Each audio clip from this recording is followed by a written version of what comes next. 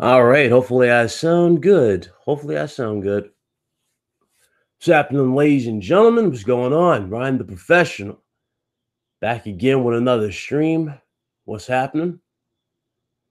Wait for room to fill up a little bit and we'll get into this topic. What's up, Jackknife? What's going on?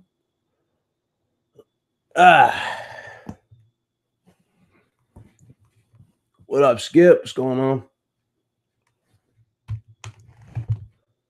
All right. Make sure the microphone sounds good.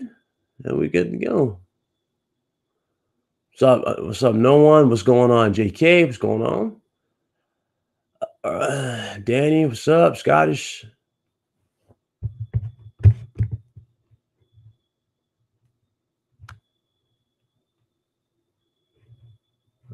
Show that. What's up, Craig? Alrighty. I'm gonna wait to move fills up a little bit more. I'm gonna quote Craig here, a little bit more. Actually, if you want in here, Craig, let me know. I'll invite you in here. I'd love to have a guest on this one too. But this is a nice little discussion I want to have. What's up, Craig? Anderson, what's going on? Emmy, what's going on? Man, I'll tell you right now, a lot of requests that I've gotten on this channel. This is one though. This is definitely up there. This is definitely up there. A lot of you asked me to touch on this topic. A lot of you wanted me to do a video about it, dedicate either a stream to it.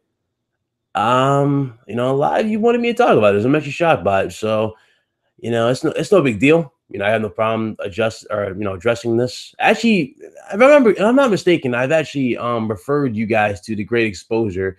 He did a video on this, and he actually pretty much destroyed this topic. Like, he ripped it a new one, and he really was like going off the deep route. But this is going to be more of a calm type of discussion towards it, because his was a little hectic. So that's probably why a lot of you wanted me to do my own. It's all good though. It's definitely all good. I have no problem with it at all. So when we look at the PlayStation 4, you look at the Xbox One, you look at the X, you look at the Nintendo Switch, you look at PC gaming, and if you go further back to the older consoles like the NES, the GameCube, to the Dreamcast, the OG Xbox, I mean, the list goes on of consoles, right, that we've had throughout the generations of these consoles. Like, the list goes on. There's so many consoles. But, when we go through the list of all these consoles, one thing is a valid point. A lot of us have always kind of asked this question. A lot of us have always kind of asked for games to come from one platform and go to the other, And this isn't something to be ashamed of. You're a gamer. You want to play these games on another console. A lot of people didn't want to necessarily invest into a brand new console. And it's understandable. It happens. A lot of us are like that. A lot of people have become a little selfish, though, in the way they're acting when people talk about this or when they bring up this point. A lot of people always act weird about this, though. Not necessarily everybody, but just a few, like, small, and it's in a small minority, too. They act like this. They act weird when people say, well, I want to play that on this platform, right? They'll go, well, dream on, it's never happening. And they'll say you're an idiot, and they'll attack you and do all this other weird stuff because you want to play that game on your platform. And the reality is this, though. I mean, it's just you're being a gamer. Just being a gamer. You want to play the games. If I remember correctly, back with the PS3 and 360, remember that? The PS3 and 360, a lot of us on PlayStation, especially PS3, but a lot of us on PS3 really wanted to play Gears of War, especially when it was new and fresh. Y'all remember that? Remember that Gears of War reveal when we saw the spider joint? I forgot the name of it, but we saw that big reveal of the spider and he's shooting at it, and then it cut to the trailer and we got the gameplay reveal. Man, everybody wanted to play Gears of War, especially when we got the limited edition consoles for it. And then they came out with the heavy hitter, which was number 2, when they showed off the chainsaw lantern. I mean, come on, man. We wanted to play that. We wanted to play it on all consoles. But at the end of the day, we've accepted that. Especially those who've been gaming a long time. We've accepted that a long time ago. I'm talking way back, way before the PS4 and the Xbox One even hit the market. We accepted that. We had no problem with us just playing our games on this platform. If we needed to buy the other platform to play that game, we would do so. I do see a lot of weird comments, though, out there, on Twitter, and I've seen them on a few videos. Some dude said this, and this is what he said, and I couldn't believe he said this. But he said I spent $5,000 to $4,000 on my rig, right? I built it myself. I spent $4,000 or $5,000 in parts and everything, and I want to play, or I deserve to play this game on my rig to play it at its full potential. My thing is this: if you spend $4,000 or $5,000 on a rig and you knew damn well you weren't necessarily going to be fully invested into half the exclusives that was on that console or that platform, then it's kind of your fault there. You don't like this. My thing is this: it's best you do your own research and not necessarily follow others and like in certain categories, because a lot of people are misinformed out here. Like, for example, there's one particular dude who puts Megaton in every damn title, and you click on it, it's nothing but them talking about box art. Yes, he did that once. He said, "This is unbelievable news." You click on the damn link, right? And it shows you nothing else but a damn box art for the Xbox One X. And that was unbelievable news. So a lot of these users are misinformed. A lot of these users don't know what they're talking about. But when it comes to you doing your own research, it is kind of best that you do your own research and know what that platform offers you, so that you know for a fact that you truly want to jump into that platform. You never really want to go like 0 to 60 in a certain direction unless you know exactly where it's going or where it's taking you. You know, PC gaming is great when you want those, amazing third-party games. That's why I bought my PC. That's why I'm in the PC gaming. I'm getting the better multi-plats in that sense, and I'll be showing, PC gameplay on this channel. I also am going to be doing that stream that I promised you guys, where I'm going to show you a pre-built versus my upgrades. So I'm going to be showing you that. But again, granted, I know what I'm getting into. You know what I'm saying? I didn't buy a PC game, or I didn't get into PC gaming for the most part for the first party games. Even though PC has a lot more exclusives than consoles, it actually is proven to be true that exclusives are more in the PC's favor, that they have more. But a lot of those exclusives don't necessarily grip a lot of us on console. A lot of us are really hyped for Spider-Man. We're really hyped for, the Gears. If you're still a Gears fan, you're hyped for Halo. Obviously, if you're still a Halo fan, you're hyped for the Detroit. You're hyped for the God of Wars, the Days Gones, all these games. You're hyped for these things, especially Nintendo side. But a lot of these games don't necessarily cater to those who or I'm sorry, a lot of the PC games don't necessarily cater to those who are on console. So again, it makes sense that people act the way they act. What's up, Juan or Jan? What's up, brother? Like that new profile pic, I like that. But a lot of those things don't necessarily cater to them. And when you have people who necessarily like act weird towards this, like when they go, "Oh, well, I spent again X amount of money and I deserve to play this, and that it's unfair that this shouldn't come to my rig." If you spend $5,000 in a platform that you didn't do no research on, then you should have no problem dishing out $300 for a console just to play that on the console. That's why a lot of people will say it's better to be a multi-console owner. If you guys want to know what my setup is for this gen, my setup for this gen is PC, which I have on the right side of me, and I have my console, which is my PS4, on the left side of me. It's on the floor. I have that right now. My main setup is not really like set up because my desk is kind of in storage. So I'm kind of like working what I got here, but still everything is, you know what I'm saying? I have everything beside me here. That's what I usually work with. Now, and it's not necessarily PC elitist. That's another thing I want to get off my chest too. It's not PC elitist. It's just people who are acting weird. A lot of these dudes who call themselves PC elitists don't even know what they're talking about. Like, and I remember this is so funny too. I remember I asked the dude, because this dude said he wanted to get on this channel in front of all of you, and he wanted to debate me about my knowledge for PC gaming. And I asked him, okay, what's an APU? Now, granted, I said an APU. If you don't know what an APU is an accelerated processing unit. Okay, that's in a console. Most of that is commonly found in a console, an APU. I asked him, what's an APU? You know what he said an APU was? He said an augmented processing unit. Let that sink in. An augmented processing unit. I didn't know we were in 2255. I didn't know we were in augmented reality in terms of tech. See what I'm saying? I didn't know we were in that particular thing. I didn't know we were in that. So what's up, Dave? But I didn't know we were in that field. Exactly. Augmented processing units. Augmented. Keyword, augmented. I think this dude's been doing a little bit of, he's been playing too much of Arkham Knight and Arkham, actually, not even Arkham Knight, Arkham City.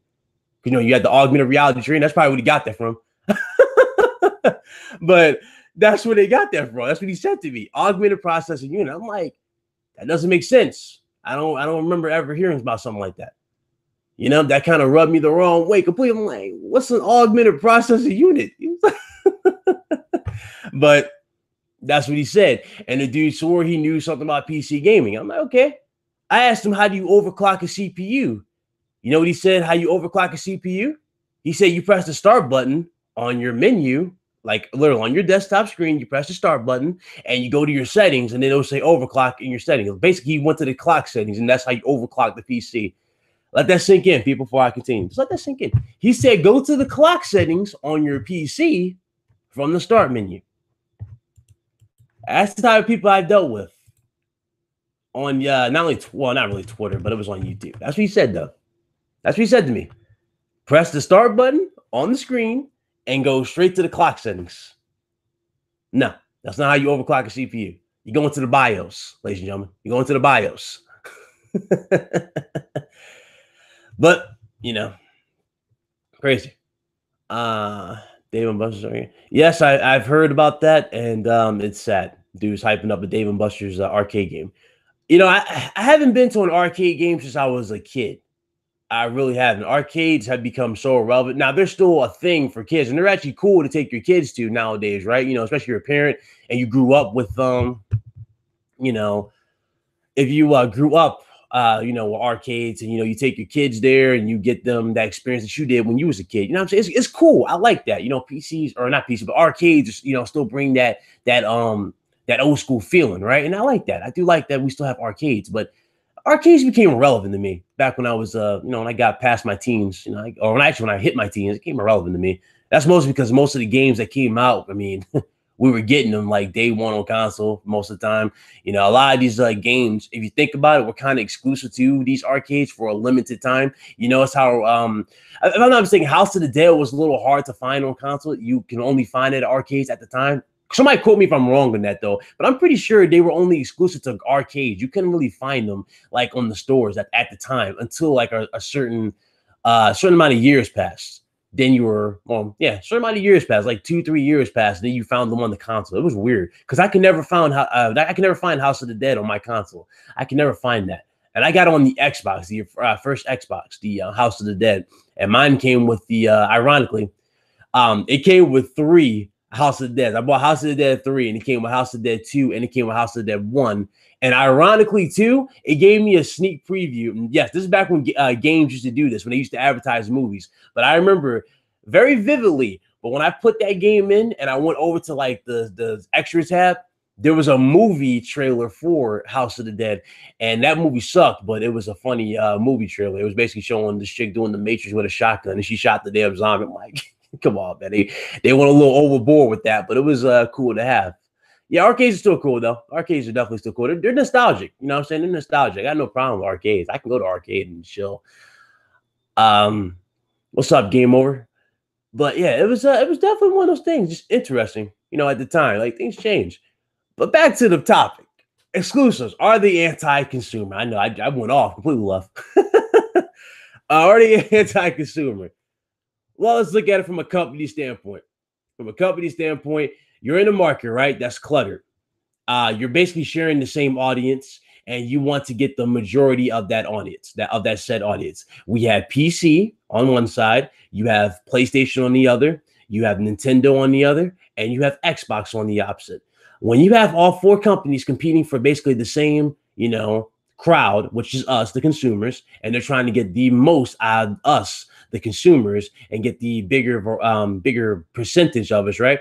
You're going to need something that entices us to want to invest in that platform over the other. Let's be real here. If Mario was available on PlayStation, if it was available on Xbox and PC, do you guys really think Mario would be the crown gem and savior for Nintendo?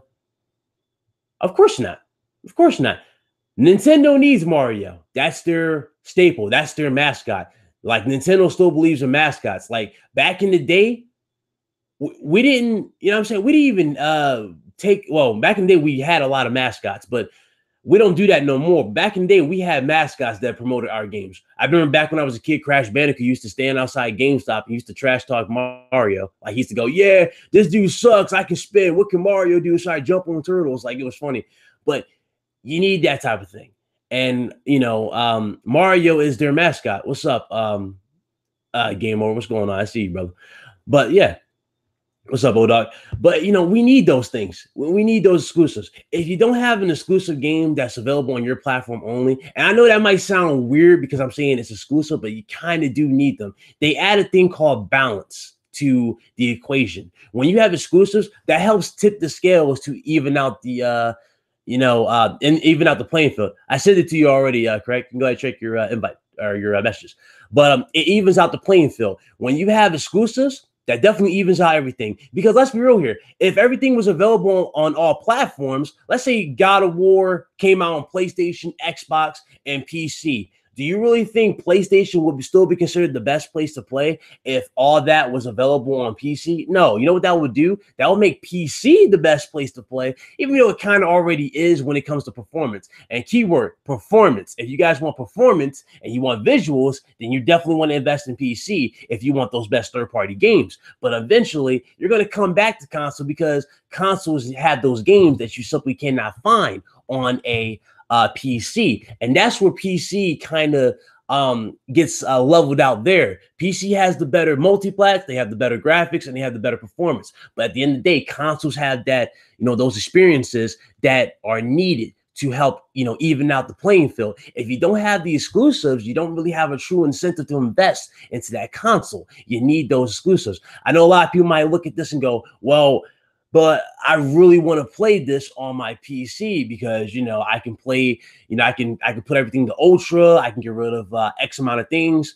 Yes, and that's true. You can do that. But at the end of the day, that's just how things are, especially when they're made by in-house talent. There's a reason why Xbox or Microsoft has decided to put their games on PC day one. The reason why they're doing it is not necessarily because they care about you, PC gamers. No, they're doing that because they have no choice. Their own fan base, in a sense, isn't really supporting the games, and they have no choice but to put them on the PC day one. You know what I'm saying? They look at it like this: we have 30 million users in our ecosystem, right? For the Xbox. If let's say 5% of the Xbox ecosystem wants to support this, and the other, 95% don't want to support it, then we know for a fact there's a good chunk of people on PC that will definitely dish out money to play these games on, on our service and whatnot. And that's exactly what they want to do. What's up, Overdone? But that's what they want to do.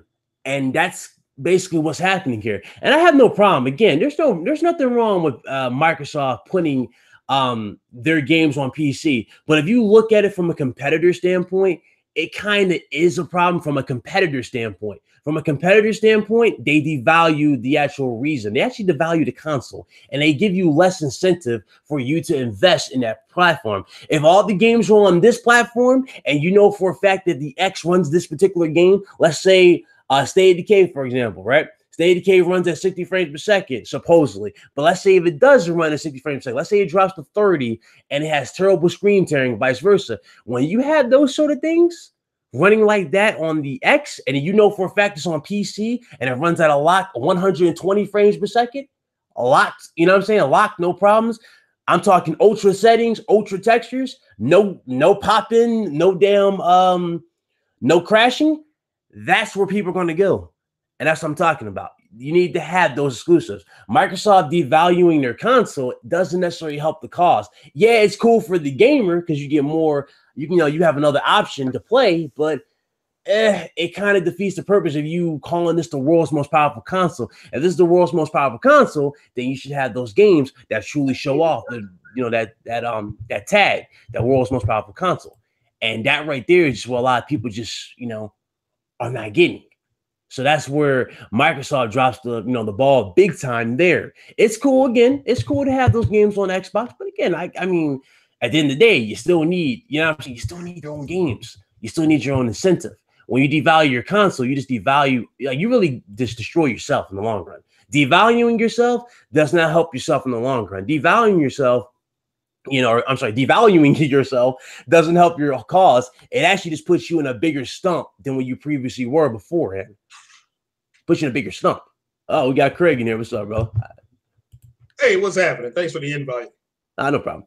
But when you devalue your console, you have no reason for anybody to invest in it. And a lot of you might put on this filter. So that's another thing that's happened this gen. A lot of people put filters in their arguments. They'll go, well, like they'll remove one thing for another. Like in this case, we'll have the best console multiplat. Keyword console multiplat instead of just the best multiplats. Remember that? Because Microsoft completely shifted their narrative. They said we're going to have the best multiplats back when the Xbox One X was called the Scorpio. We're going to have the best multiplats. And everybody immediately called bull on that because we was like, PCs are far ahead of this. In order for the Xbox One X to do, or the Scorpio to do better multiplats than a PC, then this thing's going to have to be mad expensive. That's why a lot of people were throwing out a lot of absurd price points. Some people were saying 600. Remember that, Craig? A lot of people were saying 600. Some people said 700. It was crazy. It's like, bro, you're not getting $700 for a console. You're not going to pay $600 for a console. So we knew for a fact that that statement was false. You're not going to get a console that's going to outperform a PC. You might have a console on par with like a mid tier type of PC, which is, it's not hard to do. You know, as technology evolves, you get better performance. There's no like that's possible. You know, you can get a PC, a console on par with like a mid-level PC. That's definitely possible. But for you to go after a high-end PC, I'm talking about like with the Ryzen with the damn Threadrippers, whoo-wee, that's not going to happen anytime soon. The technology simply isn't there, which is why a lot of people, well, I believe a lot of people are definitely rushing the PS5 and the new Xbox a little too hard here. I would rather the new Xbox and the PS5 drop, not necessarily next year.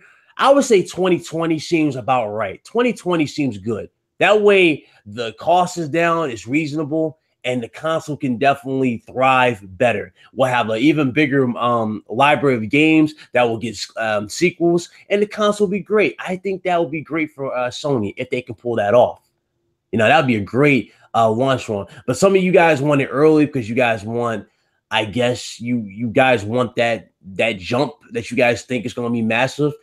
For once, I agree with Michael Pachter. I don't believe the jump is going to be ridiculously huge. And if anything's going to be ridiculously huge in terms of the jump, it will be the performance. That's pretty much it, I would say. What you guys say, Craig? I know you sitting here like, listen, like, yeah, preach. Go ahead. I'll let you go ahead. I'm being rude here. Go ahead, say something. Oh, well, no, yeah, thanks for having me. Appreciate it. Shout out to the chat. Make sure you hit the like button for my man Ryan here. Yeah, there's a sense as far as the your exclusive argument, there's a sense of entitlement when you really dig past all the bravado. I was at Best Buy yesterday, and you know, I think I should be able to. They don't. First things first, they don't know what anti-consumerism is. It's not like they can't go buy it. If you literally couldn't go buy something, that's anti-consumerism. That's an anti-consumer practice. Not allowing people to buy something. Like anti-consumer is locked to regions. Yeah. Like, and that's something that Nintendo is very heavily, no offense to Nintendo, but they are very guilty for, you know, and that's why I've always admired about Sony. Y'all remember I think it was the Monster Hunter edition, right? Where it was like that blood red dragon console. Remember that joint? Yeah. Remember how a lot of us thought that was regional lot where we can only get that in Japan, and Sony was like, no, you can get that everywhere. You know, it's like just order it and you can get it. And I was like, damn, that's dope. But Nintendo, when it came to limited editions, guys, I'm telling you, they was like, screw America. This is only available in Japan. That's how Nintendo operated, and they still kind of operate like that. Yeah, they're that's not for them. Anti-consumerism laws.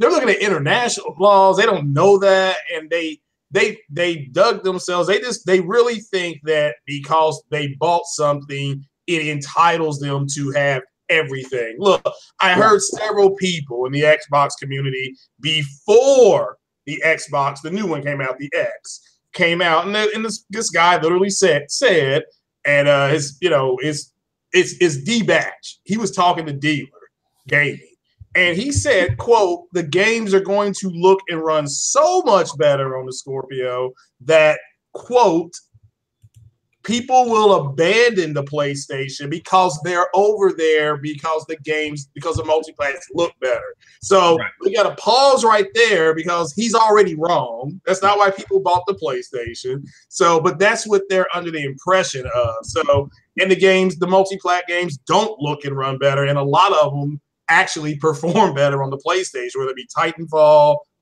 2, Diablo, Mass Effect, Andromeda. Those games are performing better on the PlayStation. So, but it's a sense of entitlement that I bought something, therefore I deserve whatever is out there. Yeah, like, they literally think the holes in the argument, like when, like, just from saying that, like saying, oh, we're gonna, just because they have the better multiplats, they're gonna buy this over the PlayStation. But it's like, if the PlayStation dudes really cared that much about the superior multiplat, they would be on PC as well. Yeah. So technically, that argument was just wrong. And for him to hype up a premium price console for that whole reason is another reason why this console just ran into a lot of problems. You know, it ran into a brick wall, basically. It ran straight into a brick wall, you know, and that sucked because it had a lot of potential. I was hyped for this. They devalue it, but they devalued themselves in 2015 when they put all their games on PC. And they allegedly, there's news out of Korea on VG 24/7 that Sunset Overdrive is going to PC. I mean, that's the news that they're reporting. So they've got their sources and everything like that. So you are, in essence, I understand what Microsoft did. So they made a console for people who don't want to fool the PC, but they are still going to favor going towards PC.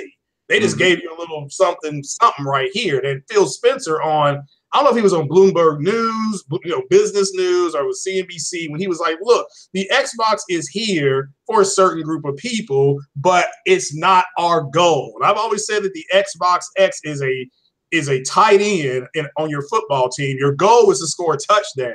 But when you get down to the 20, they may start coming to you with pass patterns. But until we get to that point, you're just going to be blocking, helping that, getting that, giving us that 6-man on the line of scrimmage. So it's their own fault because the narrative that a lot of those guys pushed was just wrong. And but Ryan, it's not anti-consumer. Like I said, I was at Best Buy yesterday. I should just be able to walk into Best Buy and buy whatever I want. Right. Because if I don't have the money, is Best Buy anti-consumer? I think a lot of people misuse the word anti-consumer, like they don't understand the difference between anti-consumer and pro-consumer. You see, when you go, like, let's be real, I can go into Walmart right now. I can ask the associate to get me Detroit Become Human, right? And I'll be good to go. Yeah. You know what I'm saying? That's not anti-consumer. I can just grab it, take it home and play. But if Sony had hired an actual Sony representative or like an associate from their store or something like that, and he was in charge of standing near the PlayStation side, right? And you ask for a PlayStation game, he'll tell you no, unless you have, you know what I'm saying? Unless you show him proof that you only have a PlayStation only thing. You know what I'm saying? That's anti-consumer or something like that. Where you can't get the game. Yeah, almost. If you walk to the store, same store, you bought Detroit Become Human, but then say Walmart said, okay, we can't sell you this until you go buy that red bicycle. That's anti-consumerism. Okay, that is it, because they're saying in order for you to have one thing, you have to consume something else. Yeah. So, or you have to go buy that bag of potato chips, or you have to go buy that fishing rod. And it has to be a certain fishing rod. So that's it. So that's what anti-consumerism is. You building a rig and then thinking that because you built the rig, you deserve to play. Yeah, I think you saw that comment. Dude said I spent $5,000, $4,000. He's like, I'm entitled. Like, he didn't, like, keyboard guy, he said entitled. He didn't say I need to play this or I should be able to play. He said I'm entitled to play it. It's like you invested $5,000 into a platform that you didn't know the direction of. So if you didn't know the direction of this platform, or if you didn't know what was going to come to this platform, that's kind of a you problem. And I hate to use that word, but that's a you problem if you didn't know what you were investing into. Yeah, what's up, OBJ? Yeah, that's exactly what happened. Is I literally think, I can't prove it, of course, but my hypothesis is that because they bought the Xbox X and because it was $500 and because it's the most powerful, they feel entitled to play everything on that console, or they feel they're being punished. Right. Therefore, they feel it's anti-consumer. There's too many people I'm hearing saying, I spent $500. Right. You know, I spent this. I did that. That doesn't mean you are entitled to play everything, you know, or have everything. If you go to the car lot with $3,000 and the car costs $8,000, you're not entitled to drive off the lot with the car, you know. So it's yeah. So that's what it is. You have a sense of entitlement with this generation. So, and they feel, again, they never were taught to lose. This is a generation that never was taught how to lose. Pretty much. And they got rewarded. They got rewarded for like say about PlayStation dudes, they'll take their L and just go. You know what I'm saying? If it's a bad thing, they'll take it. Like PS3. And when I tell you they've gotten over the PS3, like I'm talking within a year of being on the market, they got used to it. There's okay, fine, this console ain't doing shit. You know what they did, people? They got a 360 and also had a PS3. Yeah. And that was it. So a lot of people did. Yeah. A lot of people did. And again, I did not have a PS3 because it was too expensive. And I understood the whole Blu-ray thing and the you understood the steps. It was just like at the time wasn't the smartest move money wise, and the way Sony hyped it up, and the way Sony was arrogant, saying, "Well, our customers are going to buy, or they're going to work 2 jobs to support this. So we're not worried about it. They're going to buy it." I'm like, Kaz, I love you, but come on, bro, you're being a little too extra here. Well, the movie that helped them sell their Blu-ray player of that PlayStation was Avatar, but everybody had a Blu-ray player come out. Exactly. Okay, Blu-ray came out. Sony had a separate Blu-ray player. Panasonic had a Blu-ray player. LG's Blu-ray player came out, and so Avatar started selling Blu-rays. That's the movie. They say, yeah, this is the movie to really help push it.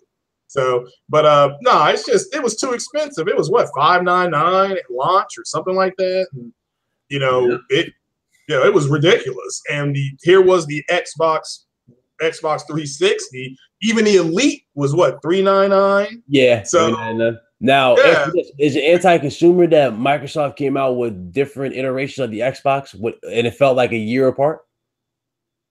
No. Exactly. No, it's not anti-consumer. No. It's not. This. Yeah. You know, and again, they were going to buy it. If you want the Elite, remember how I think it was like, because I think the reason why they came out with the Elite, right? It was because of space on the hard drive. Yeah. It was space on the hard drive. It was black, you know, it was a different color. Oh, and also the failure rate, the heating, the overheating issues. That's right. Yeah, which was only Elite 2, not as high. But they didn't fix that until like 20, what? It was at 10 maybe? They came out with that. It took them to 2013. If you think about it, it took them a whole new console to fix that. To fix it, yeah. Because you think about it, like you got to give them props. They actually did fix their overheating issues, but unfortunately, it just wasn't with the 360. They fixed it with the Xbox One. The Xbox One has not. I have not seen anybody. I haven't seen anybody report an overheating issue with the Xbox One or the PS4. Have you seen one? No, and I've had mine. When I first got my Xbox One, I turned it on and I left it on for 12 hours.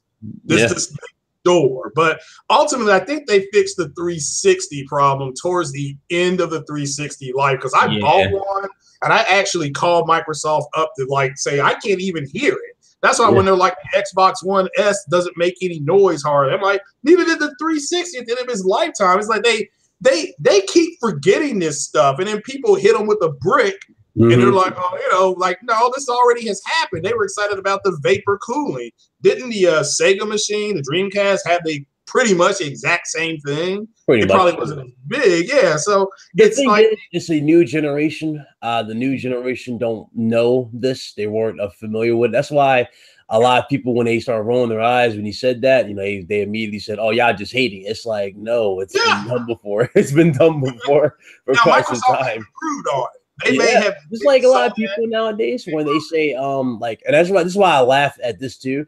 But you remember when the reviews for that came out? Knack 1. Yeah, remember Knack 1? Remember when the reviews for Knack 1 came out? It looked like trash. I'm like, I yeah, didn't care. they said it was hard. It was a hard game. Okay. But they said Knack was like an extremely hard game. And I'm like, no, it wasn't. Yeah. Well, same thing was with Dead Space. Dead Space 1. I mean, EA got complaints that game was too hard and too scary. Yeah. So they made Dead Space 2 it was straight trash. My thing is this though. I don't even think Dead Space 1 was hard. I just think it was scary as shit. It was very scary. That scared the fuck out of me. Like, I ain't gonna lie. It's crazy how there has yet to be another game that actually scared me like that. But you know, when you first get to the damn ship and you're on your little repair ship and you see the damn malfunction with the gravity and you slam in there, it goes from 0 to 60 that quick in the game. Yeah. That's what I loved about the first one. The second one had a very strong opening. You know, when you're in the straitjacket and you got to run away from the damn necromorphs that are changing around the station. That was a nice opening, but it died down with the action. And then in part 3, there was no horror whatsoever. It felt like it was all action. It was a cash grab. EA, you could tell, started changing a lot of their stuff. They got rid of the talent. You know, it was different actress. Different actresses played the characters. It was like, come on, man, what are you doing? How do you change something that is absolutely great, has a great formula, is definitely something that just is great? How do you go from that to this? That really hurt me. You're right. But I mean, some of the first games that were out were multiplats. Like on the Atari, they had Space Invaders. That was out at the arcade. They had Missile Command. That was at the arcade. You know, so Pac-Man, that was at the arcade. So those were multiplat. So you know, and I said I did a podcast yesterday, and I said, look, I don't hear any quote unquote PlayStation people saying this E3 is Microsoft's last chance. I'm hearing the Microsoft people say that. You know, they're the ones saying that this is their last chance. People are ready to switch. It's like, if you switch, Microsoft ain't gonna care because you already bought their damn equipment. You already sold. I mean, you're already a part of a statistic, so they don't really care about your feedback at this point. That's why I act the way I do towards Call of Duty. Well, let me get the super chat. Teabag, what's up, brother? He said exclusives are anti-consumer. Black Panther sold so many consoles. Man, but Sea of Thieves is trash and can stay exclusive. Sup, y'all? What's going on, my brother? Appreciate the super chat. He's crazy. What's on PC? Isn't it? Sea of Thieves is playable on PC as well. So yeah, it's not exclusive, but yeah, I get what he's trying to say. I've always said to people that I've never understood, because Atari had games that they had the Atari for. Then Intellivision came out. You couldn't play the Atari games on Intellivision. Then ColecoVision came out. Then the Odyssey came out. So they all had their own ecosystems, you know. So exactly. So there was no the anti-consumerism talk. Really, I think a lot of that. Shout out to OBJ to Don. A lot of that is coming out of the PC community. But a lot of it's also coming out of the Xbox community. I do think the bulk is coming out of the PC. Yeah, I can see that, because there are a lot of people on PC. And I have no beef towards this dude, because I actually am a fan somewhat of his channel. Like, I've actually admired some of his videos back before I was even a YouTuber. Like, this is back when I was basically in a lot of my viewer seat. You know what I'm saying? I was just a viewer. I was a listener before I started to be a guy who preached. But I actually did follow Rags at one point. I thought Rags was cool at one point. You know what I'm saying? I thought he had some good points. He had a lot of good discussions. I like how he was informative on this. But some things he said kind of was like, okay, well, that kind of defeats your argument, doesn't it, Rags? He said, well, yeah, we're PC gamers, but we don't want to buy a $400 or $300 underpowered console just to play these exclusives. Then if you don't want to buy those things, but then you want to go around and buy a $300 CPU, I don't understand your points here. I don't understand it. You know what I'm saying? It's not like you can't afford it. Yeah. You know what I'm saying? Even Linus Tech Tips has a PlayStation 4, people. Yeah. Well, I think you have to understand, if you want to game this gen and you're hardcore about it, if you want to call yourself that, then PC and a PlayStation, and then you want to throw in a Switch to play, to get access to most, that gives you access to like 90, well, maybe that 90, I want to say about 84% of everything. So you can aim at 84%, or you can go ahead and get you an Xbox if you want to do that. But ultimately, yeah, it's the PC gamers that I've talked to. They say, look, the only difference is that the stuff that you guys are doing at 30 frames, we want to do at 60 frames. So that's it. Now, to me, Detroit Become Human, it defeats the purpose to move at 60 frames. Right. You know, it doesn't matter. You know, you're in a, you know, the way that game is set up, 60 to 30 doesn't matter. But yeah, I can understand a Fortnite, a shooter, a race. That bond got broken this gen. He bought that PS4. Yeah, there's too much coming out exclusively for it that looks interesting. There's some games just kind of like, you know, like Knack and Knack 2. I'm not going to play that, you know, but yeah, MLB The Show, and you know, if you want to play that, Nino Cooney. And what I've said about PlayStation is what sells it is that it has it's eclectic. It doesn't have a one type of game, you know, versus Xbox where you got shooters. I mean, Halo and Gears are shooters. Yes, one is much more cover based, but it's still at its heart it's a shooter on a rail. It's not open world. Neither is Halo. And of course, you're just driving around a track, and you can do that on Gran Turismo, which simulates racing better, according to people that race cars. But like they ain't even close, you know. So it depends on what you want. But it ain't anti-consumerism. Yeah, definitely not anti-consumerism. It just, you know, I think people just need to understand, you know. I don't know what it is. I think Foxy put it very, very mildly, but he made a good point with it. He said the world does not revolve around you. It's basically just, you know, you're going to have to go with what, you know, the tide takes you.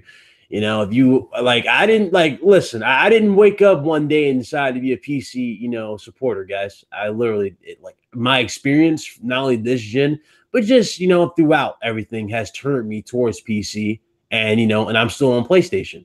That's just a combo that I'm going to choose from this point forward. I'll tell you why I'm going to choose that combo. Because if I want performance, if I want to play a game and I know for a fact that it has potential and I can't necessarily reach that full potential on the PS4, I'm going to get it on the PC and definitely reach that full potential. I'm going to play that game at the max performance as well as the max visuals that I can possibly get it to. I'm going to enjoy it there. But when it comes to the PlayStation side, I know for a fact PlayStation is going to deliver those must-have games that I simply cannot get anywhere else. And that's why I'm on a PlayStation product.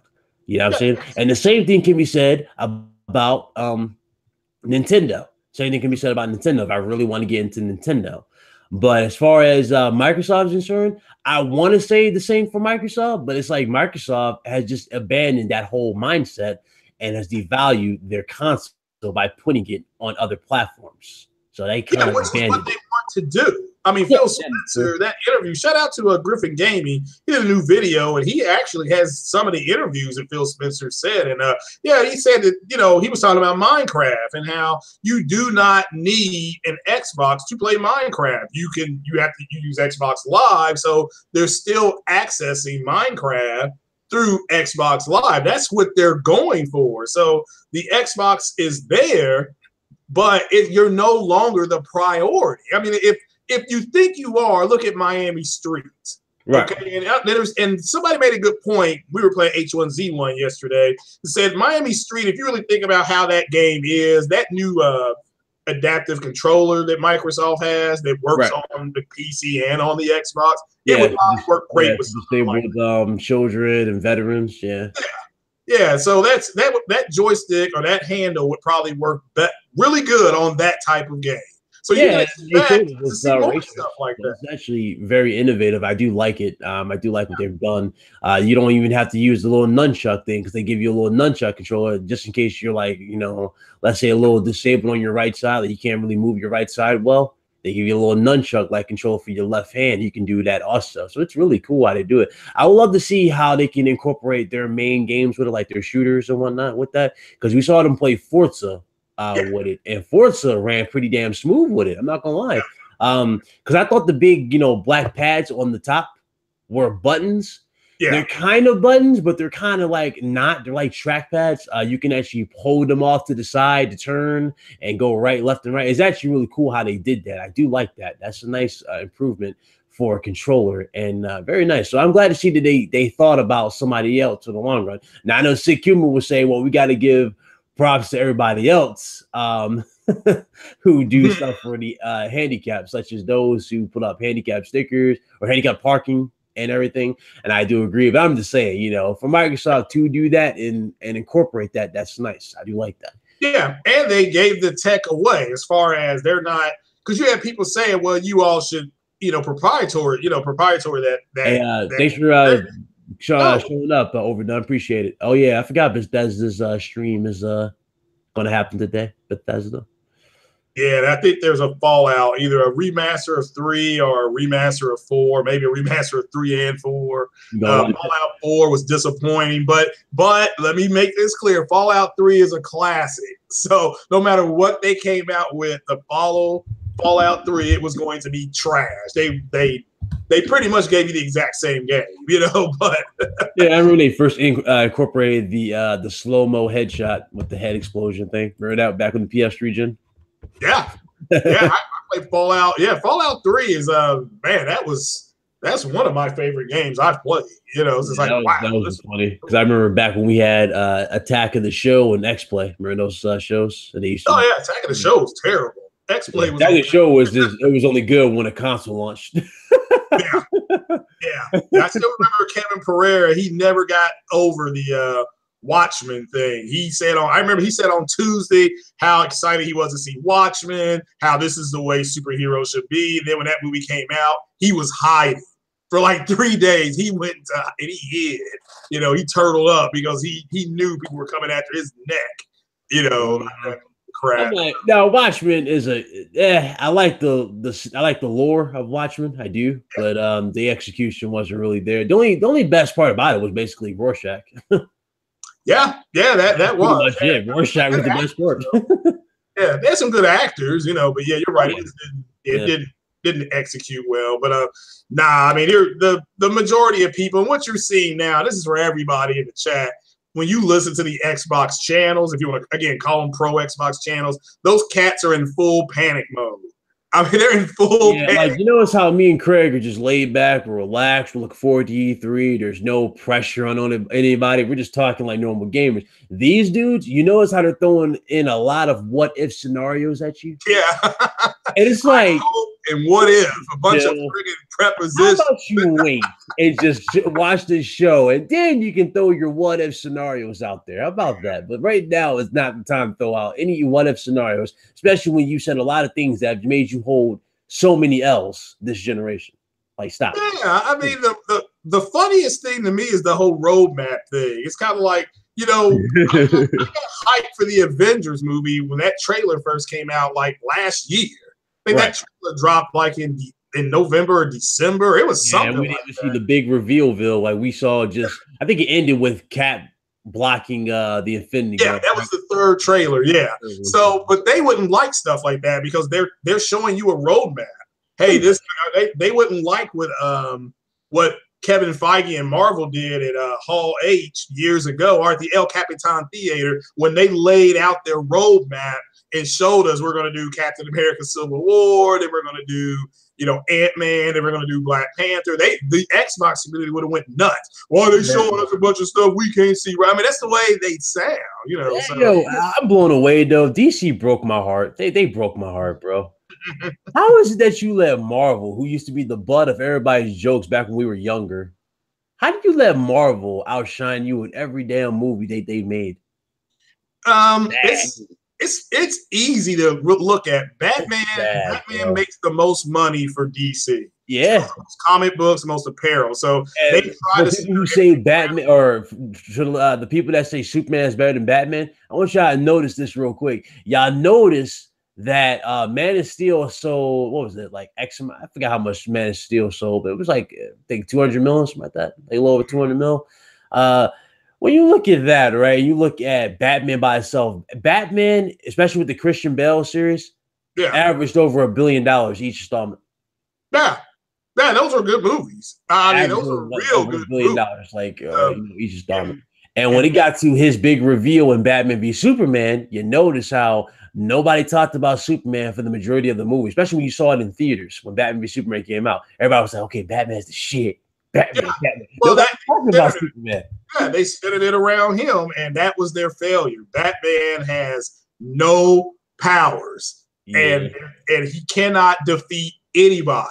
Like Yep. in the Justice League, he is the weakest link, but they're centering everything around him. But that will never work. So what they should have done was it should have been a Superman 2 or whatever you want to call it. They did the laziest editing ever. Even though I kind of praised it, I actually went and saw Man of Steel again because I wanted to see that fight between Zod and Superman again.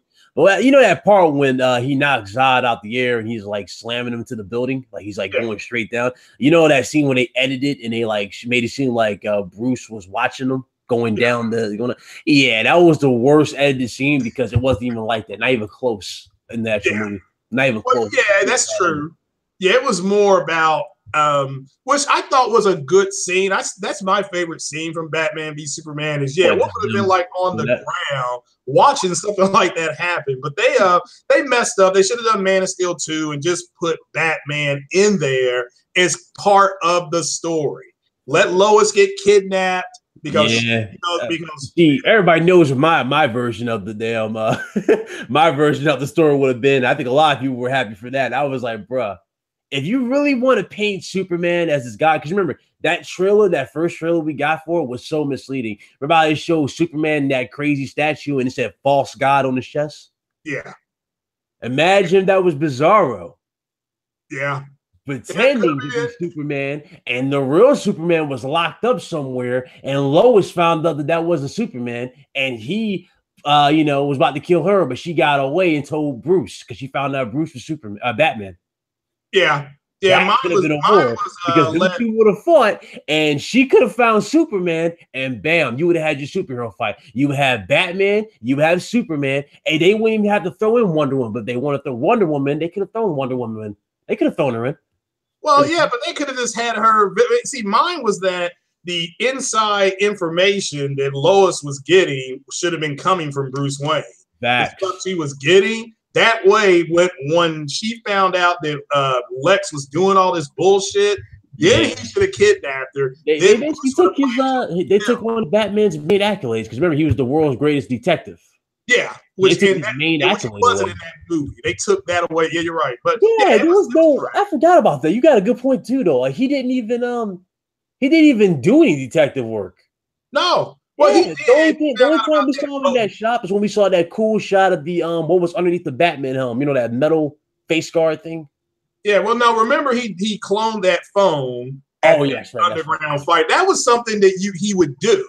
Yeah. That was actually a great scene. But yeah, that's what should have happened. And they went away from it. They had to make it more Batman sick. You want to have Diana Prince in it, Wonder Woman. You could have had her visiting town on the antiquities thing. Bruce Wayne comes on to her, and then she leaves. That way she gets her little introduction, and then he sees her at the end of the friggin' movie as Wonder Woman. He's just like, maybe one day you'll tell me your story.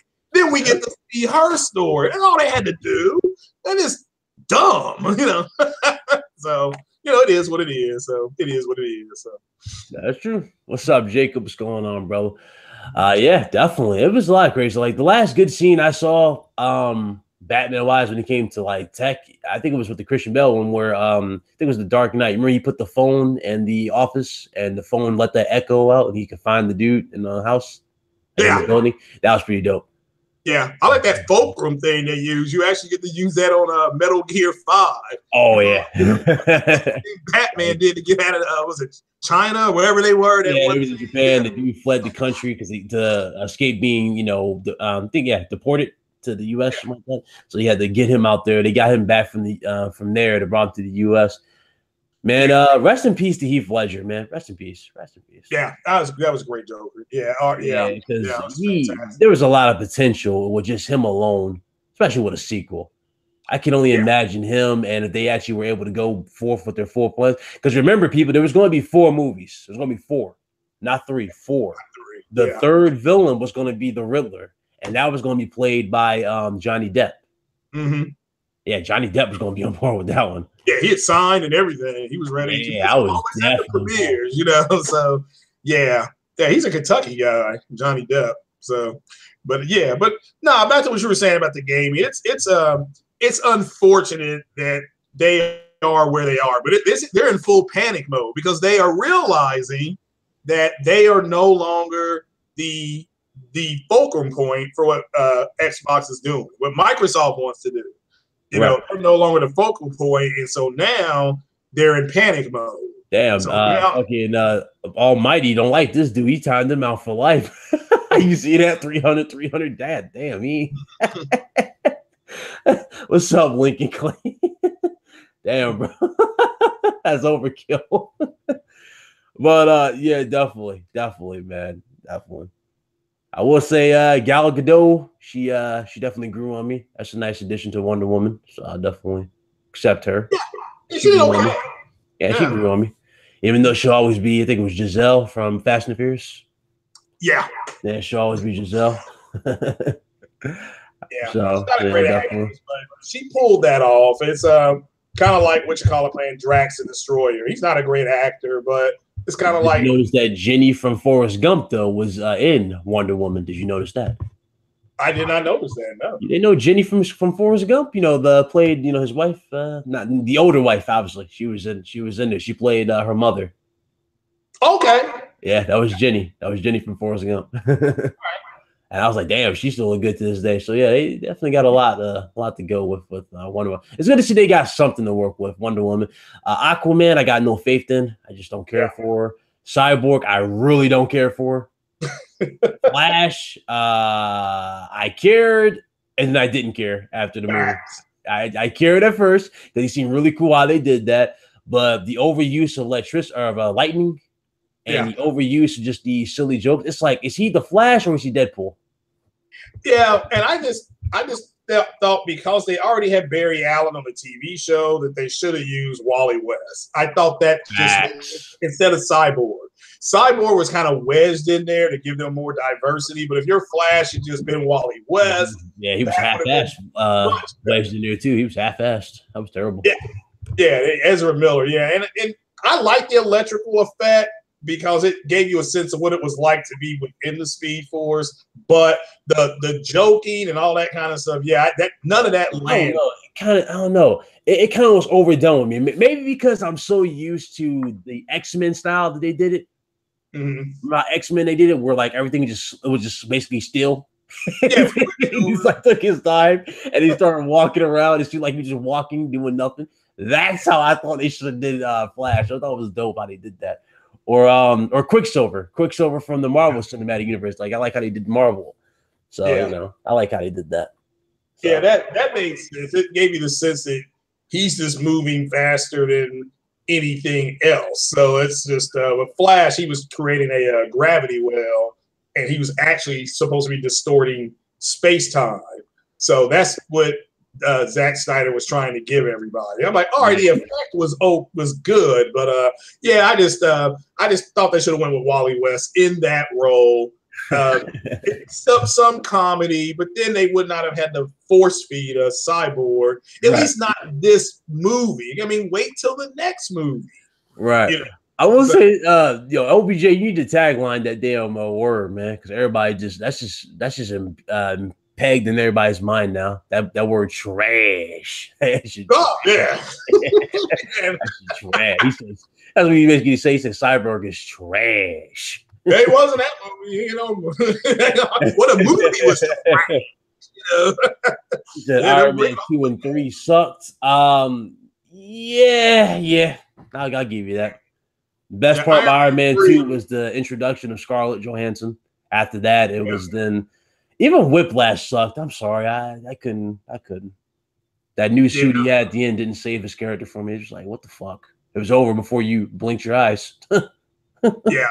No, that Act 3 was corny. They did canonize Peter Parker, though, in that act when Iron Man lands and he shoots that robot and he says, good job. That is Peter Parker, is what they say. They now have said, oh, that's Peter Parker. So yeah, I agree with you, OBJ to Don with the that is trash. Yeah, that was a great line. So yeah, it's well, what can you do? I mean, shit. I mean, I guess that's just competing visions, but it's like even with the competing visions, you could have done better with with Whiplash. Actually, you know what the biggest crime is with the Iron Man series though? It's not necessarily Whiplash, it's the Mandarin. That's the biggest crime. Yeah, they toned that down because Disney has a big thing in China. They're really palsy with the Chinese government. Because there's a Disney World over there, stuff like that. So yeah, they're not going to have the Mandarin be the bad guy. And the movie did its job in a sense that it was going to do well because we had just had the Avengers, and so the next movie was going to make. They did that though because they didn't want people to get the rings confused with the gauntlet or the stones. But it's like if you didn't know who the Mandarin was, those rings gave him different powers. You know what I'm saying? Yeah. That's what it is. Kind of like the Infinity Gauntlet, but not like the Infinity Gauntlet. The Infinity Gauntlet, with the gems, he basically could control the universe. And those rings didn't let him control the universe. It just let him, become somewhat of a godlike figure. So yeah, that's true. No, you're right. Yeah, they did. They said people would say today that what they did to the Mandarin was a crime. It was a crime. I was like, okay, I don't get it. Like, I will say this: they did make Pepper Potts look like a beast at the end, but Pepper Potts. Yeah, so, I mean, Pepper Potts is always going to be a beast. She's hilarious. Yeah, she's wore the suit in the comics. She has wore the suit in the comics. Just like Shuri, T'Challa's sister, has been Black Panther in the comics. Yep. That's pretty sure that's the I'm glad you brought that up. That's pretty much the story arc for Black Panther too. Pretty much, I'm pretty sure that's going to be the route they're going to go with at this point. Yeah, or we may see her as Black Panther in the next Avengers. And what's up, Jamal? It may be M'Baku because he's a scene stealer. He get M'Baku's a scene stealer. He stole every scene he was in. Winston Duke. He did. It kind of seemed like it wasn't even meant to be like that, but it just happened like that. Scene when he yawned, like, "Yeah, are you done? Yeah, are you done?" Yeah. Oh man, I wish we see. Well, I hope we see more of that though. Eventually, the ritual combat. Yeah, they really need to delve more into those. If they make more fight scenes like that, they need to do more of those. Yeah, and again, the thing with Wakanda is that they're so dependent on their technology that they lost part of their humanity. So that's they never conveyed that in the movie, but that's in the comic book. You can see that's kind of what they're going for. So that's why T'Challa has such a connection with Storm because of what she represents. So that's like the love of his life. Yeah, she's basically a god over there in Wakanda. Yeah, and she goes over there a lot. I think that's how they looked at her too, because she can bring rain to their crops. Yeah. Yeah, she can do rain to the crops and basically free water. She can do whatever she wanted to help Wakanda thrive. I think she did that at one point. She made it rain for them. Yeah, literally. To prosper. Yeah, just to help get their soil, because everything grows and they consume vibranium. It's part of the land. If you didn't know the herb, I forgot the name of the herb, but it's the herb. That's part vibranium in a sense, and it also has a unique ingredient in there, which is very similar to the super soldier serum that's in Captain America's body right now. Captain America just had a full dose of super soldier serum. That's why he only needed to take that one dose, and he was good for life. T'Challa, it's like bits and pieces. Now in the comics, he takes the herb every day. Yeah, it's a herb you gotta take every day, for the rest of your life, as long as you serve as Black Panther. You know what I'm saying? But this is a movie, so they did it, one and done type of thing. And it had one of the funniest scenes of all time with this motherfucker fucking Killmonger. which is silly because they ripped. What was the point of all the other ones then? Yeah, which he didn't do. That was just one grove. It got like 50. Yeah, that's why I'm like, okay, at least follow the comics a little bit. You know what I'm saying? Like, because they could have done where it was like, basically Killmonger got weak because he failed to realize that he needed to take that shit every day. Yeah. Yeah, I'm saying like he got weak after he took it once. It was like, okay, I'm good for life. And then, oh shit, I can't jump. I'm fucked. Like some shit. But even his fight scene, they were not, in theory, they should not have done that fight scene. There's only one challenge per year. You know, he can't just come in and say, I challenge. You know, you have to be like, okay, you gotta wait a year. You gotta wait at least a year, or you gotta wait, or at least get the preparations in order, because they had to deliberate on that. But then again, he was his father was high in command in Wakanda. So it kind of was, they kind of had no choice but to rush that, because he was entitled just by blood alone. And his father, he was a prince. Yeah, he was a prince. That's why, you know, he technically was. He would have been heir to the throne if T'Challa's father didn't or would have taken him back to Wakanda. He would have been heir to the throne. So just by that, and that's why I think T'Challa's father was very selfish with. I think he did that just for that reason alone. He didn't want no outsider to have the throne. That's probably what he wanted. But it's like he might have been born outside of Wakanda, but that does not mean he will not understand his heritage and his responsibility inside Wakanda. Yeah, and he didn't take time. And now there's talk that he's not dead, because you know in comic book movies you're never ever really dead. But there's talk there because it never showed them burying him or anything like that. You know, T'Challa could have healed him right there, or put him in stasis or something like that. So there's a way for him to be worked back into the story. Yeah, there's definitely a way. You know, the way Shuri did, she healed somebody's damn paralysis. Yeah, pretty much. So, yeah, I'm pretty sure she healed that wound. That's why they cut it so good. They just showed the sunset. Yeah. After the sunset, they didn't show it again. Yeah, you're right about that. Yeah, so they went immediately. After that scene, they immediately went to the boardroom where he got back in his chair. After he got in the chair, he made that statement. They went to the I think it was the meeting of the Union of Leaders, something like that, and they basically said that we offer our resource to America or to your country, or to the world, to the world, and basically that's where China, the Japanese looked at them, was like, what could they possibly offer us? And then bam, they cut the movie because they knew damn when they fucked up with that scene. But it was like, you'd be surprised what they can offer you. They have everything. Vibranium and trains. That's brilliant how they did the movie. Though. I love how the imagery in Black Panther. I love that. Yeah, and they offered Ryan Coogler the Soul Stone too, but he said, "Nah, the vibranium's enough. You all can." Because if you watch the credits, the Russo brothers helped shoot part of Black Panther, not the action sequences, but they helped with the actual story development, the scene with the show's Bucky. That's a Russo scene.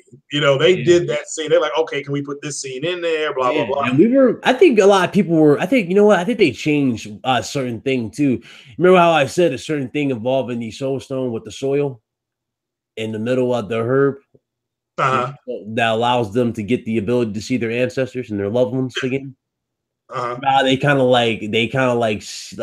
erased that in a sense with the Avengers Infinity War. We kind of thought, I think they knew everybody caught on to it, and they threw that other curveball in there with the Soul Stone. Yeah. Well, that Soul Stone is more powerful than anything. And I told a friend of mine, because he didn't even know how that gauntlet worked. I said, well, the power gem or power stone is the most important stone, because that amplifies everything like 1 billion times. So that's how Thanos can portal instantly. He has a space gem, but he also has the power gem. So normally he can just go one way, but with that power gem, he can go anywhere he wants. So people always didn't know the lore behind that gauntlet. The gauntlet is just a housing. That's all it is. It's just a housing. Yeah. It doesn't really do much. Like, it can deflect beams and attacks and shit like that. It can deflect stuff.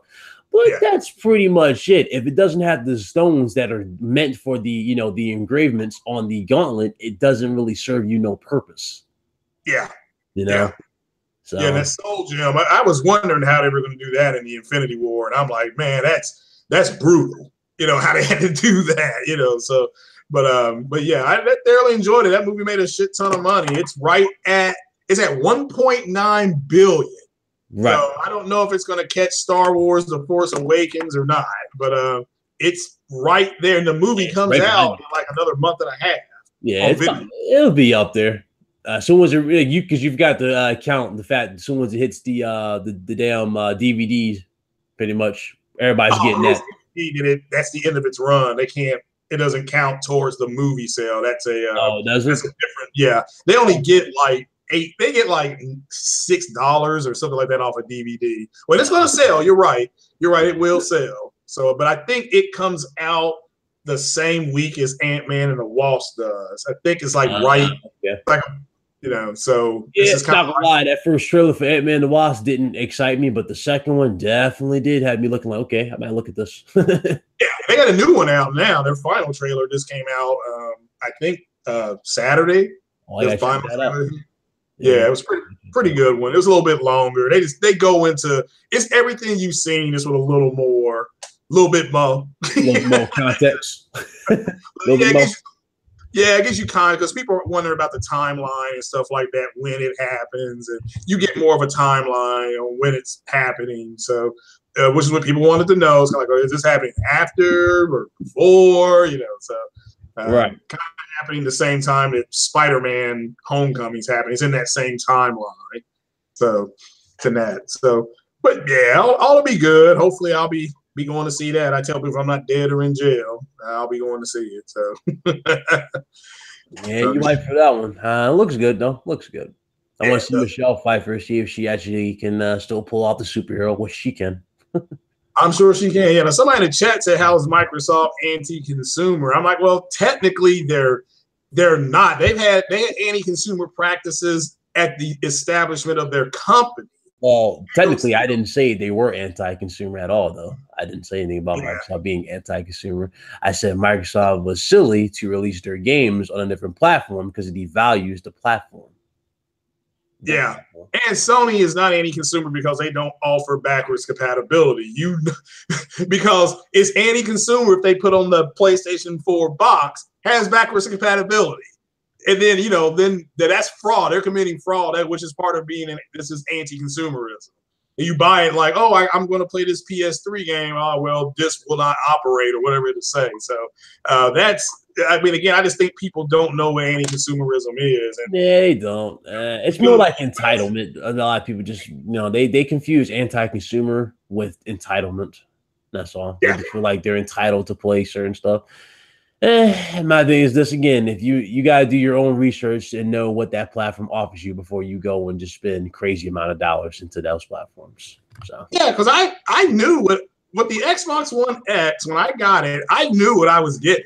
I'm like, all right, I understand what this is going to be. It's going to play some games a little bit better, but I'm hoping for a Splinter Cell. I'm hoping for these are games that if Splinter Cell was born on Xbox, but I'm mostly playing old 360 games. That's what I'm mostly playing. So, and this is kind of like, all right, I don't need this to play 360 games. I'll just get a Xbox One S or something like that. So we'll wait for my brother to bring that back to me. But ultimately, yeah, I'm getting rid of mine. I'm gonna have an Xbox boxing. You still got your damn your X. You selling yours because what's the name about to get 200 for this, which is crazy. J-Wax about to get 200 for this. He got it on eBay, I think. Really? Yeah, somebody's willing to pay $200 for that. Man, I mean, he can at least go to GameStop and get $250. I think they're $250 and maybe $278. For X? I thought the X was cheaper than that. I know. It may be now. I mean, I'm selling mine for $300 because I've got the 3 games. I got like all the Mass Effect games, all the DLC, and the S plus that brand new joystick. So yeah, that's a 3 stacker right there. Now, of course, it'll go right into my PayPal, which will then pay for the CPU and motherboard. Yeah, it's crazy how a damn controller has more content though than the actual console. You remember that shit? That's crazy. Leave it to Microsoft to do that. Microsoft broke the record. I didn't think I'll ever see that in all my years as a gamer. They came out with that damn $80 controller and didn't have more content than the damn game. Like, what the hell is this? Come on, bro.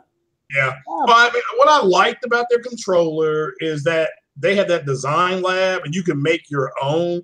I thought, man, I hope Sony would do something like that because that's actually a good idea.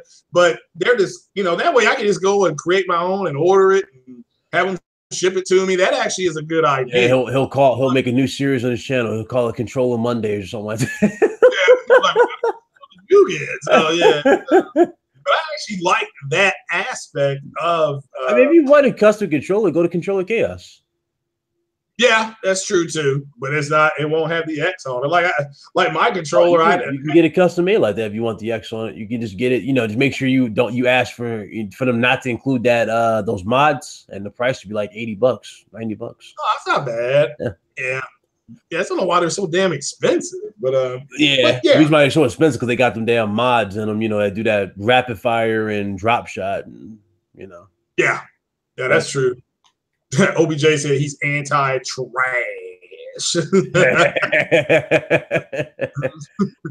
He anti-trash, right? That boy crazy. But yeah, I finished. I can't say I beat. I finished Detroit Become Human. So yeah, I'm putting that down for a little bit. Yeah, I saw J-Dub all emotional at the end. He like, oh, this game changed my life. Oh, yeah, it was tough. I mean, there's some scenes in there. I'm no spoilers, but there's some scenes in there. It's like, damn. I mean, damn. You know, that's all I can say. So they didn't hold back. I mean, you know, they did not hold back on nothing in that game. So they ain't hold back on nothing. No. Everything was up front, basically. Everything was up front. What you had to do was up front. I will just simply tell people, if you buy it, the name of the game is called Detroit Become Human. There's a reason why it's called that. So yeah, that's all I'm gonna say. So Digital Foundry kind of spoiled a little bit. Like they basically told you just pay attention to the eyes. The eyes are basically the gateway to what they're saying in the title. Yeah, and there's a few scenarios where there's odds, but overall it doesn't calculate a ton of the odds. It did at the beginning, which that was kind of a misnomer. But all the other ones, it's not. It's a lot of your choices. You ain't. It's not calculating odds. You have to do the dishes. It's not going to say your odds of doing the dishes is this. You know. So, right. It's so that was misleading. But overall, there are some parts where it calculates the odds. I'll definitely find that out tomorrow. If I'm not mistaken, I should find that out. Yeah, tomorrow, because I got net spin, so I get paid a day early. So yeah, definitely. It's all good. Yeah. So but it was a fun game. It was a graphic. That's looking good. So okay, definitely. Wow, man, it's a lot of stuff happens. Good year to be, or good time to be a gamer. Definitely a great time to be a gamer. PlayStation can still pushing out the games. Nintendo still got a lot to look forward to. E3 is literally around the corner. A lot of us are putting our eggs into Microsoft's basket, hoping for something. But me personally, I'm not going to go into Microsoft's event with a basket. I'm just going to walk in there with a paper bag and hopefully see if we can catch something and see if they actually learned. But we shall find out at E3. But Microsoft definitely has the attention of everybody. Yeah, well, I mean, again, I certainly hope whatever people are hoping for, they deliver it. To me, if you have a PC, I would not give a rat's ass what Microsoft has. Wednesday is the PC E3. They're having a PC E3. So that's the one I would be more interested in. Is that what's coming? That's what I see a lot of too. It's a lot more PC dudes are into Microsoft's event now. That's mostly because their stuff's coming to their platform, but. Yeah, that's pretty much it. A lot of these dudes, especially a big bulk of them, are on the PC. So that's why it's like if it fails, they're like, well, I'm not really affected because it's still coming to my platform. I can play it at a higher, performance. And a lot of people don't understand that at all neither. So it's interesting to see. But if these rumors are true, then we possibly could see Splinter Cell on Xbox. Which would be great. Yeah, I certainly hope that nugget they gave us, that we had the free weekend that we could play that game. Shout out to Microsoft for doing that, having that mission up. The fact that they did that, I'm certainly hoping that Ubisoft is made, because it's up to Ubisoft to make the game. So hopefully Randall Thor and the rest of that crew is right, and we actually get some kind of unveil with the dark screen and the three. The three lights that he uses, the infrared, and we just get something like that. It just simply says coming soon or in development, whatever, something that'll help help me get. And as far as everything else is concerned, hopefully we'll be past the slave mind after E3. Hopefully the slave mind mentality will be done after E3 this year. But yeah, definitely that's pretty much a lot. You know, we got a lot on our table right now, but damn, putting this dude in, a lot of it though, Ryan, is their fault. I mean, the stuff that's happening is their own fault for not listening. I mean, that's all I can say is that, hey, look, you all didn't listen, and now you got people bitching and moaning, and and you know, I do agree with Sick Humor when he said Sunday. People are putting, you know, listening to these guys, giving them credit.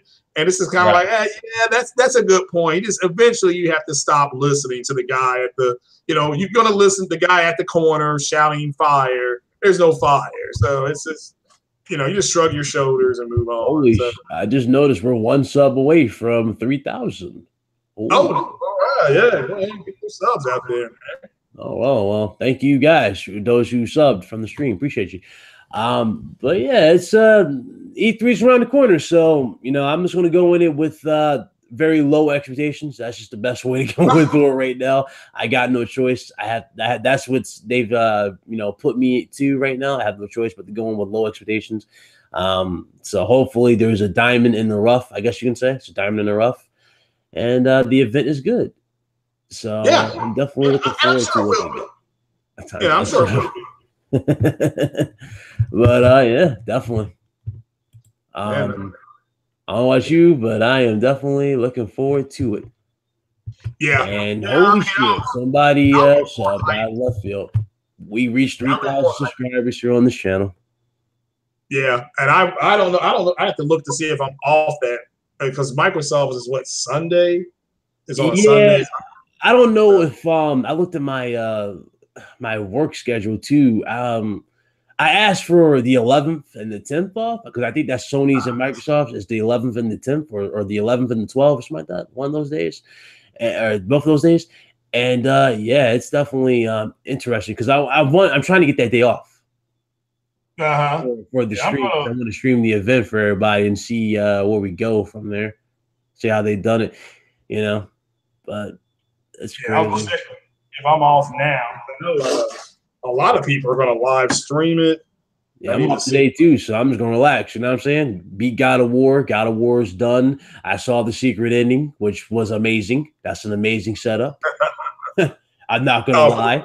That setup had me going, get the fuck out of here. Like, what? Because the detail and just the new look and design for him, you know what I'm talking about, Craig. But that design they got for him, the way he looks, epic. That's epic. That's how he should look in the Marvel Cinematic Universe. Epic. Yeah, they had their little nugget there. Yeah, DJ Almighty Spartan guy said Detroit has dethroned God of War in the UK. Yeah, and also Detroit also dethroned State of Decay too. They outsold it. So in the UK, I don't know about the US. So, but yeah, in the UK they knocked it off. So yeah, shout out to those guys. That was a great game. I mean, like I said, it really, you know, it pulls at your string. So, but yeah, June 10th and 11th is that Microsoft's E3? Yeah. Okay, yeah. And I am off the 10th and the 11th. I do have to work. Damn, at the university on. I think it's just the 10th though for Microsoft event. I think it's the 10th, and then Sony's the 11th probably. Yeah, and Sony's is what at 9 o'clock Eastern time.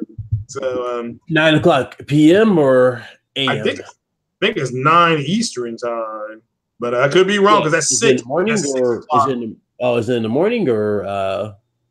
No, I think it's at 9 p.m. Eastern and 6 p.m. Western time. Oh wow! Damn. Okay. So they're going for a late stream again. Okay. Yeah, they going to because I don't think more spoiler podcasts. Yeah, I would love to do that. I wouldn't mind doing that. A game over. You beat God of War, right? Yeah, I would love to do that. That'd be a good idea for a spoiler cast. I wouldn't mind having Luca on here. A few people, you know what I'm saying, to get the squad together to discuss it. Oh, there you go. Yeah, there you go. Some big time gamers. So that was definitely worth the ride. I'll tell you that much. I will say it's crazy how the most challenging boss in that game though is technically tied to Quest that you got to do with the Valkyries. Yeah, she's the Queen Valkyrie is the toughest one. That's pretty much it. I saw the Great Exposure like really struggle with her. Yeah, well, they said those are tough. I mean, those are yeah, because I didn't even go that route. I'm like, well, I'm just gonna beat the game. And how many times you die from them stomping your face and like, die, you worm, die. How many times you die from that in the face? Crazy. Yeah, no, I've heard nothing but good things about the people who beat that in platinum, whatever you want to call it. Yeah, I beat it. I may go back and fight the Valkyries. Yeah, you know, but you gotta beat the Valkyries, man. This is actually really, really good story how they did the Valkyries in here. Really, really good. Game Over, he said it's 9 Eastern. Sony's is on Monday and Microsoft is on Sunday. So there you go. Yeah, Microsoft and is it Bethesda, I think, are both Sunday. Okay. So the one I won't be probably watching is Nintendo's. I want to get past the kitty stuff. I just want to get to the highlights. So I'll be skipping through that one. I actually won't stream that one. The reason I won't stream that one is because Nintendo is very harsh on everybody who streams their events. Like I'm talking, they'll block the stream. So I'm not really interested in doing that right now. Because the last time I streamed their event, it said it's blocked worldwide. Wow. Yeah. And the reason why I said it was blocked worldwide is because of 2 games that was shown. But it's like, people are streaming this, right? People have audiences that they're streaming this to get out there, right? But no, they blocked it worldwide. I'm okay, Nintendo. I'm like, hey, at least they didn't, what's the name of my channel? But I was okay, fine. I'll just delete this, and I know future references. I won't do it again. That's all. That's why I'm looking at Nintendo like that. But some people would defend that. Some people would defend that. Yeah, I agree, man. They shouldn't do that, but yeah, a lot of people are doing streaming, and yeah, I can do one Sunday or Monday, but I have to work on Tuesday. Provided I'm still around, the cops may pull me over and tase me, and I have a heart attack. But before we go, which conference do you expect to be the worst? Not necessarily when it comes to Sony, Microsoft, Nintendo. Now you can put those to the side, but when it comes to like EA and everybody, who's gonna be the worst? I'm gonna say EA right now. Yeah, I mean, EA's got the most to lose. They got the most to lose, so that's. I mean, because they're going to show Madden and FIFA. Those will be lit. But they'll show them. But yeah, the Anthem, they got to show gameplay on that, and then the other one, the Star Wars DLC. They have to show what that's going to be. So and Ubisoft is cruising for a bruising. Oh, speaking of EA, you said Star Wars DLC, right? Yeah, they brought the microtransactions back, right? Yeah, I figured they would because that game was set up and their shareholders it's basically heavily influenced by it. So it's not like removing it's going to fix the game. The game's already set. Yeah. They took it out for a little bit because they did get some blowback, and they it shouldn't have been in there, but they make their games now like that so they can maximize their profits. And even though it underperformed what they did, they said Star Wars made like 9 million. It's some ridiculous number that it did. So but EA, they got a lot to make up for. They're gonna have to show their battle royale. Is it EA? That's not EA that does no, that's not them. All right, but I thought they had some kind of battle royale game coming out. But and they made stuff like that for Anthem, have some type of battle royale. I'm gonna get that on PC, but again, I'm not really. I'm looking at that game very closely. If I see pay to win, fuck you. I'm not buying that shit. I'm not. Because no, there's a reason why they're showing off these mechs like that. No, I guarantee you, I would not put it past EA to have mechs that you can legit buy separately. I would not put it past them. I would not. So yeah, Jada Don said he wants to see an Avengers game, but it wouldn't have Spider-Man in it. So what? There's an Avengers game being made. Suppose there's a lot of devs helping to make it. So the Avengers game. Yeah, which is great. They can't it'd be I don't know if they can have Spider-Man in there. They might. No, they can. No, Sony's probably working in conjunction. I think Naughty Dog said he was helping out with it, so I think Sony's working in conjunction with it. Oh, okay. Well, yeah. Let's see that then. That would be pretty cool. That's definitely gonna be interesting to see. Now, if they probably gonna tell it through it in like an Injustice style. You know what I'm saying? That way, everybody get to play as each character or something. I don't know. Yeah, maybe. That would be cool. Yeah, you pick out your own character, maybe have their own arc. That's what Naughty Dog. If it's Naughty Dog, they would hopefully at the bare minimum put everybody having at least a small arc. Yeah, that's where Injustice screwed up though. Injustice is so busy trying to tell it through everybody's perspective instead of just having one set story. Yeah. You know what I'm saying? It could have just been, especially the first one going into now, like Superman going crazy, kills the Joker, becomes a damn just diplomat. He just not really a diplomat, but he becomes a damn warlord in the sense like he just tells you what to do. Don't fuck with him. And then if part 2 really is canon, right? Then he'll be he'll have a bunch of Justice League members as slaves, like Batman, for example. They're all brainwashed to obey him. So that actually doesn't sound like a bad set of games. But they Superwoman or Supergirl, whatever. So have her be your main source of hope. Have her fix it. It's true. Yeah. Or the Flash run back in time and fix something. But now I certainly hope we don't. Somebody direct messaged me about SOCOM. I'm like, well, I don't want to see a SOCOM game. I'm tired of people talking about that. It's SOCOM was good. SOCOM, what was it? Confrontation or whatever that was called was straight garbage. Garbage. So maybe they can remaster 1 and 2 or something like that. But I'd much rather, if I had my druthers and somebody said, okay, we can either do SOCOM or we can do a Siphon Filter, I would do Siphon Filter before I did SOCOM. But nothing wrong with SOCOM. That you bought that game and you had that headset on and you could tell them to breach and clear and all that kind of stuff. So that's true. Yeah, so that was innovative as hell. And but it's cool. I'm sure E3 will be fine. Hopefully everybody gets a little taste of something. Facts. So, like I heard somebody say they really hope Microsoft gives these guys something so they can go back and fight their fake console war, because at this point they're just lashing out. They're like, God of War looks better than this and all this kind of our Gears. I'm like, look, I've got Gears of War 4 and I've got it in HDR and I've got a pretty good TV and it does not look as good as Horizon Zero Dawn. It just doesn't. It looks great. It's arguably the best looking game on the Xbox, but it don't look as good as nothing on that PlayStation Pro.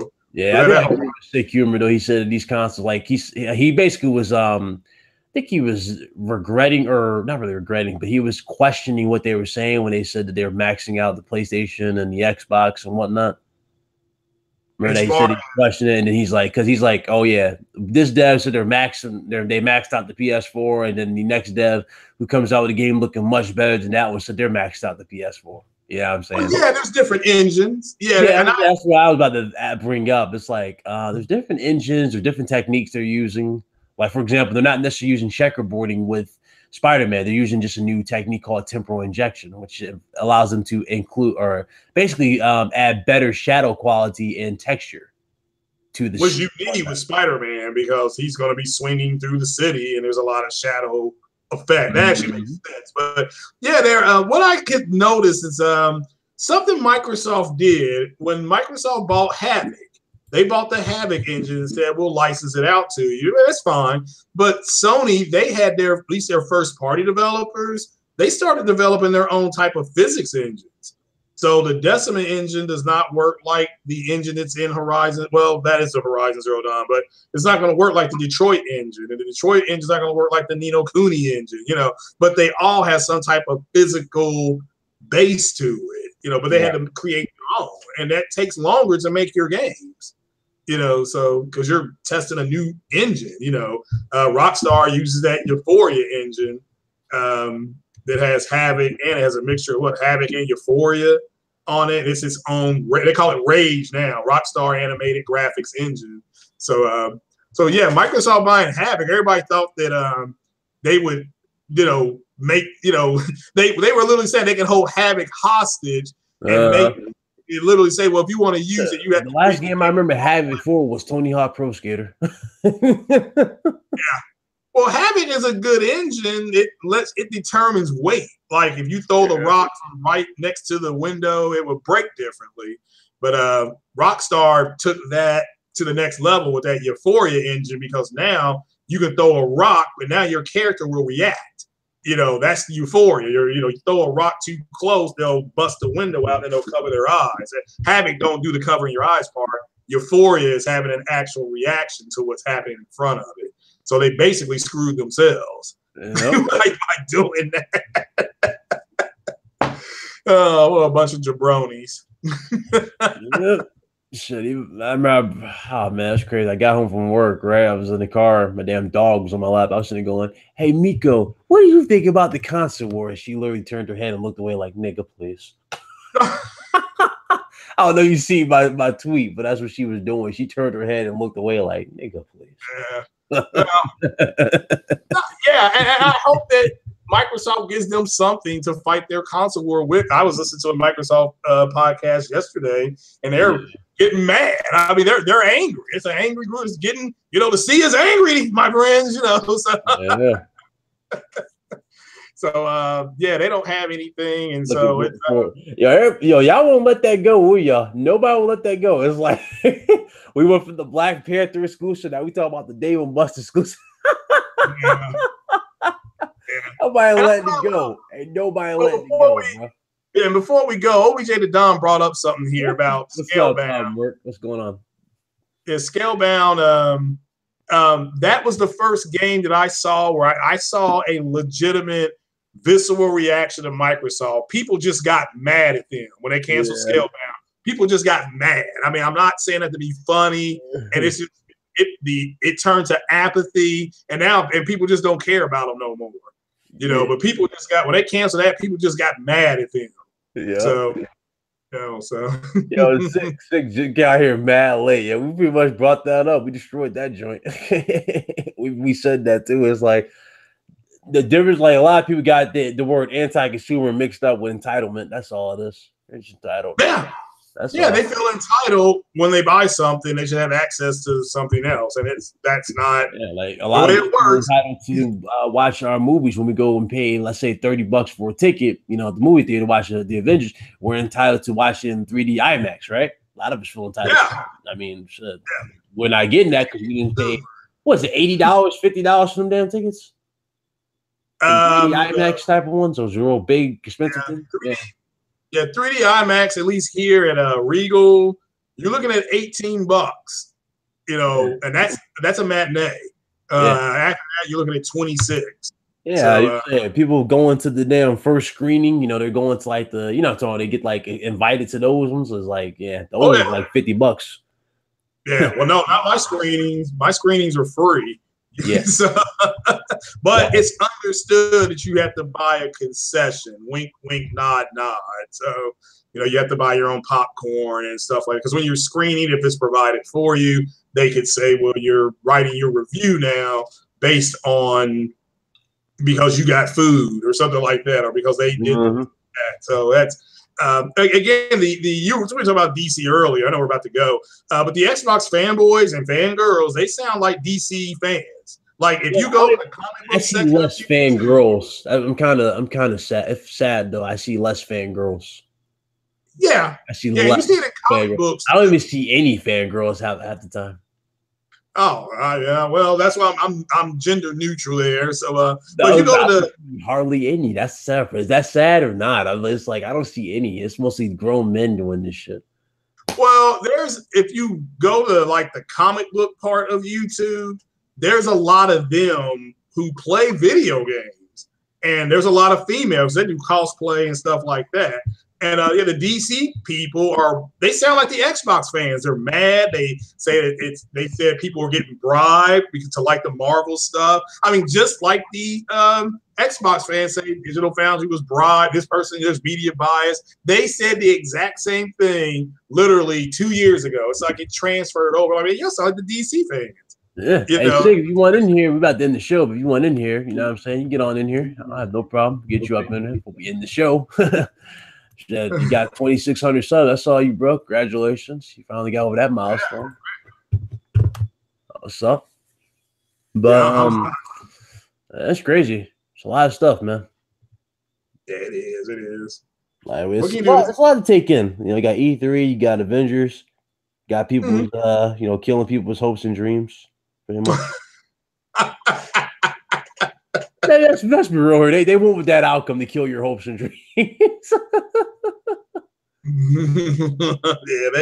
that ended just to kill your hopes and dreams, especially with the whole snap of the finger trick. I'm sorry, they did that to kill your dreams. Yeah, pretty much. Yeah. Some people though, I wasn't expecting some people to be let off that fast, but okay, it happened. Yeah, they got a lot of angry people out there, and what do they call them? The YouTube streets or whatever they call it. Yeah, YouTube mafia or some shit. Yeah, these YouTube streets, they going around with free smoke and all that kind of stuff. God, no, 6 he downloading CFDs. Get him, OBJ. Get him. Oh, so what's that? Oh, that's right. That update was today. Update was today. Let me know. Well, I already know you're gonna let me know in the stream because you're gonna do a stream towards this. So shout out to Sick Human TV there. You want to go ahead and wrap this up? Anything else you want to bring up there, Craig? Nah, man, that was it. Play Detroit Become Human. If you all just check that out, it's a great game, and certainly hope it works out for you all who are playing. Make the right decisions. So, alrighty. Holy shit. Shout out to I think his name was it Dish White. I guess how you pronounce that. Okay, I'm far away from my screen. Yeah, Dish White. I appreciate you. We're at 3,000 subscribers, ladies and gentlemen. Thank you guys so very, very much for that milestone. Appreciate everybody who joined me on the journey. It's been a long one. It's been a long year. It's been a great year. Got to, meet a lot of people out here in these YouTube streets. I went from being fans of a lot of these guys, like a lot of you who are fans of me, to being good friends with a lot of these individuals in these streets, man. It's definitely been an honorable thing, man. It's been an honor to do these streams. It's been an honor to do the news.